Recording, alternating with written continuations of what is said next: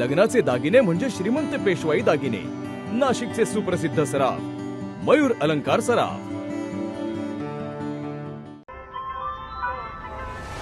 ताज्या बातम्यांसाठी नाशिक न्यूजच्या YouTube चॅनलला सबस्क्राईब करा आणि बेल आयकॉनला प्रेस करा.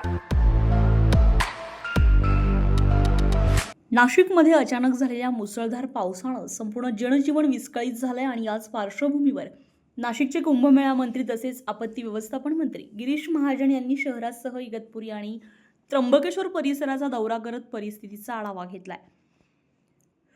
यावेळी बोलताना गिरीश महाजन यांनी स्पष्ट सांगितलंय की पावसाचा अंदाज कमी असताना शाळा आणि कॉलेजेस सुरू करण्यात आलेले होते, मात्र अचानक पावसाचा जोर वाढल्यानं त्यांना तात्काळ बंद करण्याची वेळ प्रशासनावर आली आहे.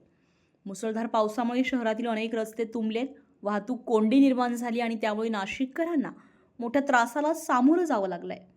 त्यातच शहरात सुरू असलेल्या कुंभमेळ्याच्या कामांमुळे परिस्थिती आणखीनच गुंतागुंती झाल्याचंही त्यांनी नमूद केलंय.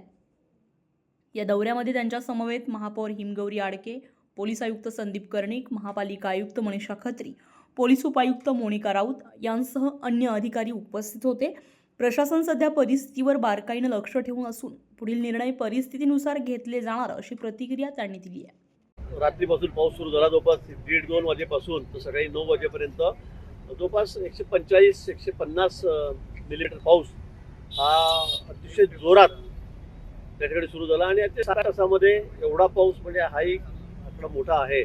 आणि म्हणून अचानक पाऊस असल्यामुळे मग सगळ्या शहरामध्ये पाणी आलं, गल्ल्यांमध्ये पाणी आलं आणि वस्तुस्थिती आहे कुंभमेळ्याची कामं आमची चालू आहेत, मी आधीच सांगितलेलं आहे. आणि त्यामुळे मग ट्रॅफिक जे आहे त्याला सुद्धा ती थोडी विस्कळीत झाली. ज्या आम्ही शाळा आणि कॉलेज सुरू केलेल्या होत्या, काल जसं प्रेडिक्शन होतं, काल 300 मिलीमीटर पाऊस पडेल, डगफुटीपर्यंत तसं फार झालं नाही, 125 मिलीमीटरपर्यंतच तो पडला. पण आज त्याची भर सगळी रात्री निघाली आणि त्यामुळे शाळा, कॉलेज, महाविद्यालय जे आहेत ते सगळे आज आम्ही सुरू केलेले होते. पण नेमकं सकाळपासून सगळी परिस्थिती बदलली आणि पाऊस सगळीकडे झालेला होता. त्यामुळे काही ठिकाणी कामं चालू होती, त्या ठिकाणी खड्डे पडलेत, काही ठिकाणी पाणी साचलं, त्यामुळे ट्रॅफिक जाम झाली, काही 5-7 गाड्या अडकल्या आणि त्यामुळे नाशिककरांनी थोडा त्रास सहन करावा लागला. ही वस्तुस्थिती आहे. पण आता जवळपास पाऊस कमी झालेला आहे. नदीतलं पाणी सुद्धा तोंड्यामध्ये आपण छातीपर्यंत होतं, ते आता कमरेपर्यंत 4-5 फूट पाणी कमी झालेलं आहे. पण अजून गंगापूर धरणातलं पाणी आपण सोडलेलं नाही. गंगापूर धरणामध्ये जेव्हा चांगला आहे म्हणजे 65% पर्यंत धरण भरलेलं आहे. 75% भरलं की आपण मग खाली पाणी तिकडे सोडणार आहोत. पण हे जे पाणी दिसतंय पुराचं, हे फक्त आजूबाजूच्या कॅचमेंटमध्ये पडलेलं पाणी आहे, धरणामधलं पाणी नाही आहे. आणि म्हणून पुढच्या कुंभमेळ्याची रेसेस सुद्धा आम्ही या ठिकाणी घेऊन टाकली. तर पुढे काय होऊ शकतं, कारण इथे सगळा कुंभमेळा होणार आहे, रामकुंड इथे समोरच आहे आणि त्यामुळे त्याची सुद्धा रंगीत तालीम म्हणा ती आम्ही या ठिकाणी केली. काल त्र्यंबकेश्वरला सुद्धा आम्ही गेलो होतो, तिथे सुद्धा साधुग्राम कुठे असेल, पाणी कुठे कुठे साचलेलं आहे, म्हणून आम्ही काही जागा बदलवण्याचा निर्णय घेतलेला आहे साधुग्रामचा वगैरे त्या ठिकाणी. म्हणून त्याचा एक उपयोग हाही झाला की आम्हाला पुढच्या वर्षीची सगळी सराव म्हणा, माहिती म्हणा या ठिकाणी ती मिळालेली आहे. पण निश्चित आता सगळ्यांना मी अजून सांगेल, संध्याकाळपर्यंत सगळ्यांनी काळजी घ्यावी. आज उद्यापर्यंत कोणी घराच्या बाहेर विनाकारण फिरू नका. ट्रॅफिक जाम होते, अत्यावश्यक काम असेल तरच निघा. संध्याकाळचं प्रोटेक्शन बघून अजून उद्या शाळांचं काय, कॉलेजचं काय ते जिल्हाधिकारी कळवतील, कमिशनर कळवतील. पण शक्यतोवर आपण सगळ्यांनी आपापली काळजी घ्यावी. बाहेर पडू नका. नदीचा पूर बघायला चला, तिकडे नंदिनी नदीचा पूर बघायला चला, मग काटाशी उभे आहेत, अशाच वेळेला मोठा अपघात त्या ठिकाणी होतो. म्हणून मला वाटतं आपण ते सगळ्यांनी टाळावं अशी विनंती शासनातर्फे, प्रशासनातर्फे आम्ही सर्वांना करतो. प्रामुख्याने आज जे नागरिकांचे हाल होत आहेत, ते जे रस्त्याची कामं अर्धवट आहेत, काही ठिकाणी जी रस्त्यावर माती टाकली तो भराव कचला, त्यामुळे गाड्या अडकल्या. अर्धवट काम आहे आपल्या सगळ्यांना माहिती. मी वारंवार तेच सांगतो की आता कामं यावर्षी सुरू केली आहे. 6 महिन्यामध्ये कुंभमेळा 1.25 वर्ष अजून आहे. कामं होतील ना पूर्ण, कामं होणार नाहीत पूर्ण. पण आता कामं अशी अचानक 2-3 महिन्यात पूर्ण होणार नाहीत. ती हजारो कोटीची कामं आहेत. आपल्याला नाशिक शहर अगदी पूर्ण बदलून टाकायचं, सगळा चेहरामोहरा बदलणार आहे. सगळे रस्ते सिमेंटचे आपण त्या ठिकाणी करतोय, फुटपाथ करतोय, मधले इथे बरेच झाडं लावतोय, शोभीकरण करतोय, पण सगळंच करतोय. पण त्यासाठी वेळ लागणार आहे. आणि म्हणून मी वारंवार सांगितलं, मी दिलगिरी व्यक्त केली, माफी मागितली नाशिककरांची की बाबा थोडा वेळ आपल्याला सहन करावा लागेल. पण पुढच्या वर्षीपासून तुम्ही बघाल, लोक नाशिक शहर बघायला येतील. इतकं सुंदर आम्ही नाशिक शहर करतोय. पण कालच्या पावसामुळे आमच्या सगळ्या यंत्रणा अलर्ट आहे. इथे महापालिकेतर्फे तर तुम्ही बघतायत कशा पद्धतीने कमिशनर या ठिकाणी आहेत, सगळे त्यांचे सहाय्यक आहेत, सगळे अधिकारी कर्मचारी पूर्ण वेळ या ठिकाणी कामं. काही लोकांना शिफ्ट करायचं होतं 3-4 ठिकाणी, ते सुद्धा आम्ही त्या ठिकाणी सकाळी केलेले आहेत. या ठिकाणी पोलीस यंत्रणा बघा 24 तास 24/7 हे सगळे अलर्ट आहेत. स्वयंसेवक आमचे RSSचे 250 मुलांची टीम या ठिकाणी आहे. ते पूर्ण वेळ सगळं कुठलंही जे पडेल ते काम करायला तयार आहेत, ते सहकार्य करायला तयार आहेत. आपल्या समोर ते या ठिकाणी आलेले आहेत. आणि म्हणून मला असं वाटतं की सगळ्या यंत्रणा SDRF, NDRF त्याची गरज असली तर आमच्याकडे तेही तयार आहेत. सगळ्या यंत्रणा या ठिकाणी तयार आहेत. फक्त नाशिककरांना मी या ठिकाणी एवढीच विनंती करेल पुन्हा की आपण फक्त मदत करा यावेळी 2-3 दिवस. आपण विनाकारण गाड्या घेऊन मोठ्या बाहेर पडल्या तर ट्रॅफिक जाम होते, पुढे अडकला तर तो त्रास होतो. एखाद्या वेळेला आपण या ठिकाणी बघायला आलं सगळं काय चाललंय काय नाही, वॉटरफॉल कसं आहे, बाहेर जातात. तर मला वाटतं ते त्र्यंबकेश्वर असेल किंवा इकडे असेल आपण कुठेही करू नका. 2-3 दिवस हा मोह टाळा. आपण माफी मागते पण ती गरज नाहीये. महापौरांनी मागे दौरा केला होता, महापौर उपमहापौरांनी जी रस्त्याचे ड्रेनेज खोदलेल्या होत्या तिथे बॅरिकेड लावायला सांगितलेलं होतं. काही ठिकाणी त्यांच्या दौऱ्यानंतर लावलं, परंतु पुढे कामं होतं तिथे लावत नाही. आज प्रश्न आहे रस्त्यावर पाणी आहे, रस्ता कुठे खड्डा कुठे तेच कळत नाही, म्हणून हे अपघात होत आहेत. तर आदेशानंतर पण जर ठेकेदार ऐकत नसेल तर मग काय? काही ठिकाणी बॅरिकेड वाहून गेले. मी ती माहिती घेतली, काही ठिकाणी बॅरिकेड वाहूनच गेलेले आहेत पावसामुळे, अति पावसामुळे. तो आपण काही माहिती देत असाल तर आपण त्या संदर्भाकडे निश्चित काळजी घेऊ. मी सूचना तशा देतो अधिकाऱ्यांनाही. पण कुठे निष्काळजीपणा होणार नाही याची खबरदारी आम्ही प्रशासनातर्फे याकडे घेऊ. हो, MNGL नाही, मधले रस्ते शहर म्हणजे गल्ल्यांमधले किंवा सोसायट्यांमधले रस्ते करून ठेवलेले आहेत आणि ते लगेच रिपेअर करणं आवश्यक आहे. मात्र ते केले जात नाही, महिने ते केले जात नाही आणि त्यामुळे जास्त प्रॉब्लेम नाशिक शहरात झालेले आहेत. असं काही असेल तर त्या सूचना तात्काळ मी देऊ. तसं तर आम्ही मॅडमही किती मागे लागल्यात आपल्याला माहिती आहे. कमिशनर आहेत, महापौर या ठिकाणी आहेत, हे सगळे सतत फिरतायत, पाठपुरावा करतायत. ठेकेदारांना आपल्याला माहिती आहे कशा पद्धतीने आम्ही त्यांच्याकडून क्वालिटीचं काम करून घेतो.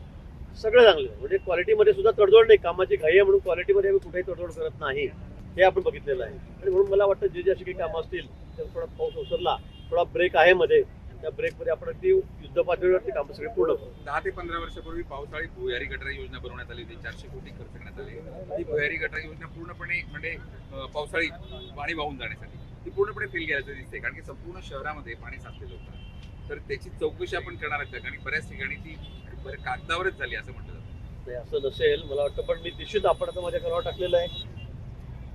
योजना कधी झाली, किती रुपये झाली, त्याचं आउटपुट काय, आपण म्हणतो फक्त कागदावर. पण असं होणार नाही कुठलं की फक्त कागदावर योजना आहेत. पण निश्चित अगदी त्याची सखोल चौकशी आपण करू, सखोल चौकशी करू. असं काही आढळलं जे जबाबदार असेल त्याच्यावर कठोर कारवाई आपण त्या ठिकाणी करू. मुळात महापालिकेच्या गेटवरच पाणी होतं, आज तळस असले गुडघाभर पाणी महापालिकेच्या समोर होतं. आता मी ते सांगितलं की आता एवढा विक्रमी पाऊस 6-7 तासामध्ये झाला. आता 150 मिलीमीटर पाऊस आज 6 तासात झाला. 1 वाजेपासून सगळे 8 वाजेपर्यंत, 2 वाजेपासून. तर मला सांगा हे होणारच आहे ना. असं आपल्याकडे अशी कुठले असं यंत्रणा नाही आपल्याकडे की किती पाऊस पडू द्या आम्ही साचूच देणार नाही, असं होणार नाही. तरी मुंबई सारखी परिस्थिती आपली नाहीये. मुंबईमध्ये तर हाय ट्रेड आला की पुन्हा पाणी जात नाही, मुंबईकरांचं खूप पाणी साचतं. पण इथे तरी तसं इतकी परिस्थिती वाईट नाही. पण आता कामं सुरू असल्यामुळे काही ठिकाणात झालेलं आहे, पाणी साचलेलं आहे, हे आम्ही मान्य करतो. पण फक्त एवढ्याच पावसाळ्यामध्ये आपल्याला 2 महिन्यातून त्रास आहे. पुढे आपल्याला खूप वर्ष, 30-40 वर्ष आपल्याला कुठलीही अडचण या ठिकाणी येणार नाही. आणि म्हणून आमचं हे स्वप्न आहे की या कुंभमेळ्याच्या निमित्ताने मोठा निधी आपल्याला मिळालेला आहे. हे शहर हे स्वच्छ कसं होईल, सुंदर कसं होईल, हरित कसं होईल, सुरक्षित कसं होईल. सगळे कॅमेरे वगैरे सगळ्या शहरामध्ये हजाराच्या संख्येने आम्ही लावतोय. पोलीस यंत्रणा तिथे सतर्क आहे. आणि म्हणून मला वाटतं की STP असेल आणि शुद्ध करून नदीमध्ये गोदावरीमध्ये 12 महिने कसं वाहील त्यासाठी नवीन घाट होत आहेत. मला वाटतं अतिशय म्हणजे अगदी नाशिकच्या सौंदर्यामध्ये एक वेगळी भर पडणार आहे. आणि म्हणून मला असं वाटतं की थोडा वेळ आपण त्रास सहन करावा. ढगफुटीचा इशारा 24 तासापूर्वी देण्यात आला होता, मात्र ढगफुटी सदृश पाऊस आपल्याला आज पाहायला मिळाला गेल्या 24 तासात. हवामान विभागाचा इशारा काहीतरी डिले झाला, चुकला असं वाटतं का? तसं एक कमी दाबाचा पट्टा जो आहे तो थोडा सरकला काल. तो पालघरकडे गेला, नंतर गुजरातकडे गेला. तो असं नाही आज सांगितलं म्हणजे तो तसाच येईल, त्या रेषेमध्ये येईल. त्यामुळे मी विचारला की असं काय झालं, थोडी तर ते अडचण आहे. मी काल सांगितलं की थोडा तो त्र्यंबकेश्वर म्हणून पालघरकडे गेला, पालघरला खूप पाऊस झाला. कारण म्हणून मी नाशिकहून गेलो तर रात्री 2-3 वाजेपर्यंत पालघरलाच होतो. धरणावर होतो मी रात्री 9 वाजता, 1.5 किलोमीटर पायी जात त्या ठिकाणी. कलेक्टर होते तिथल्या माझ्यासोबत, तिथे खासदार होते, सगळेजण त्या ठिकाणी गेलो होतो. पण हे इतकं ॲक्युरेट नसतं की बिलकुल तुम्ही सांगितलं आता की त्याचं इच्छाच पडलं पाहिजे, एवढंच झालं पाहिजे. त्यात थोडी चूक होऊ शकते, शेवटी निसर्ग आहे. आणि म्हणून मला वाटतं त्यामुळे थोडंसं अंदाज कमी असायला, पण 150 मिलीमीटर पाऊस 300च्या ऐवजी झालेला होता त्या वेळेमध्ये दिवसभरामध्ये. पण आज जो पाऊस झाला हा 6-7 तासामध्ये जवळपास 150 मिलीमीटर पाऊस झालेला आहे, त्यामुळे थोडा गोंधळ झाला. पिंपरी चिंचवडमध्ये इमारत कोसळलेली आहे, 14 जण अडकल्याची माहिती मिळते. कुठे? पिंपरी चिंचवड. नाही, मला या बाबतीमध्ये माहिती नाही. मला साताऱ्याचं कळालं होतं.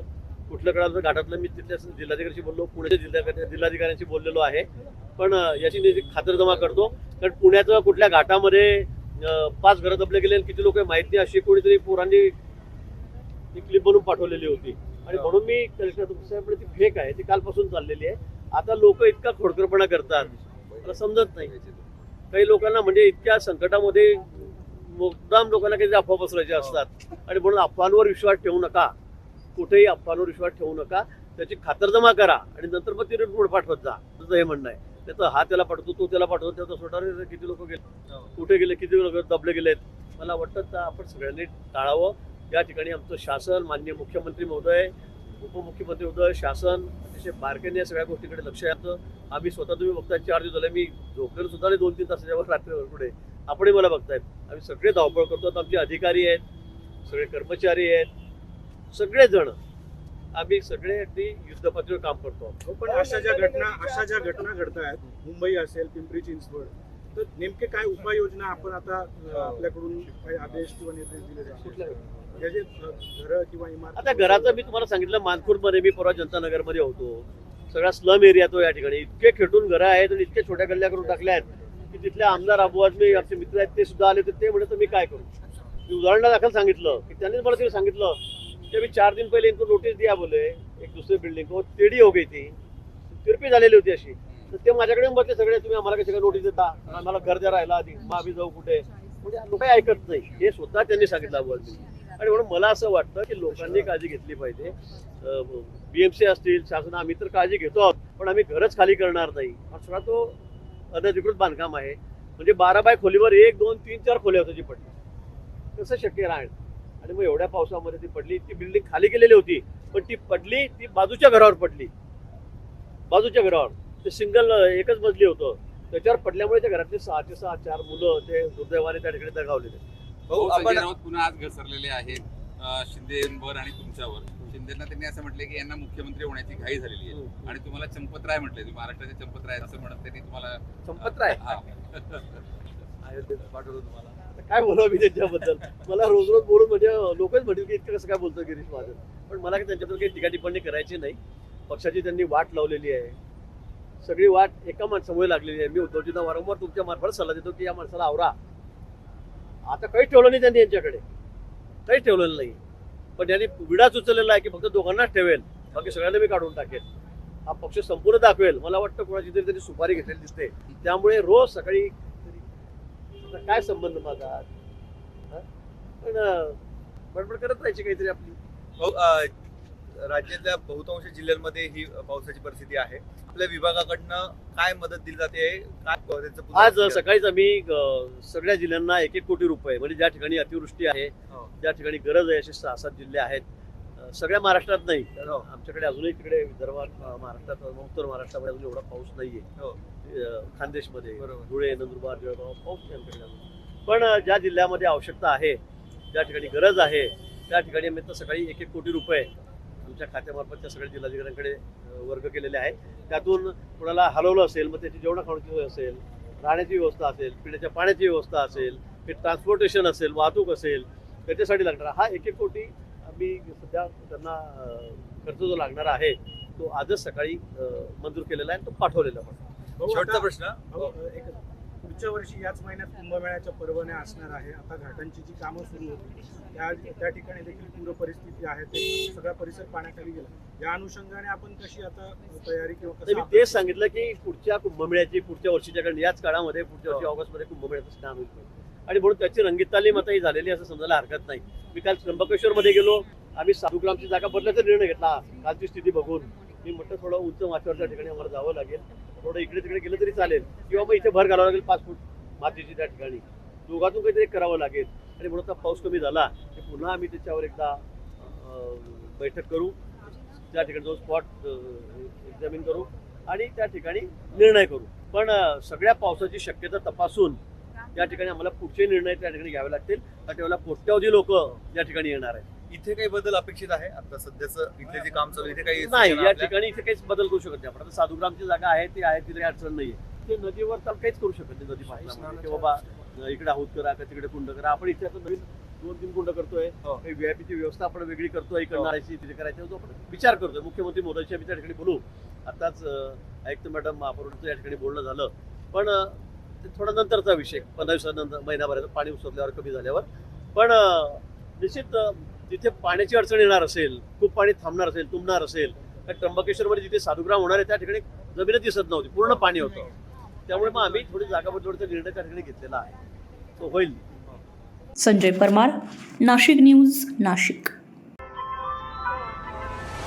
ताज्या बातम्यांसाठी नाशिक न्यूजच्या यूट्यूब चॅनलला सबस्क्राईब करा आणि बेल आयकॉनला प्रेस करा.